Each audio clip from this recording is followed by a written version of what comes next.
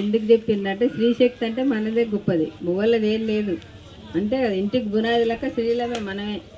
మన ఆరోగ్యం ఎంత మంచిగా ఉంటే వాళ్ళు అంత మంచిగా బయట నుండి తిరిగి వస్తారు. అంత మంచిగా ఉండి ధ్యానం చేసి, అంటే ఆ ధ్యాన పవర్ అంతా నాకు గురువుగారు ఇంటికి వచ్చి మా గురువుగారు చెప్పినది నేను ఎందుకో ధ్యానం చేస్తే మీ కళ్ళ శక్తి రావాలని మేము ఊరూరు తిరిగి ఏ ఊర్లో ధ్యానం చేసి పిరమిడ్ కట్టిస్తే ఈ దేవాలయాలలో ధ్యానమయం అయిపోతుంది. ఇప్పుడు చేస్తున్నాం కదా మనం, మనశ్శాంతి కోసం దేవాలయానికి వస్తాం. మనం ఏది కోరుకోరాదు, యథాష్టంగా ఉండాలి, కళ్ళు మూసుకోవాలి, మన పని మనం చేయాలి. మన పిల్లలు మనము ఎన్నో సేవలు చేసిన, నేను చిన్న 13 ఏళ్ళకి పెళ్లి చేసుకొని.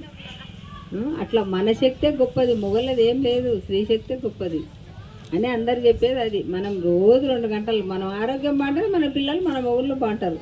మనం బాగా పెట్టుకోవాలి, వాళ్ళని మన ఇల్లు ఎట్లా నీట్గా పెట్టుకుంటాము అంటే మనం కూడా శక్తి కావాలి కదా. ఒక గంట కూర్చుంటే మనం రెస్ట్ తీసుకున్నట్టయితే మనకి శక్తి వస్తుంది.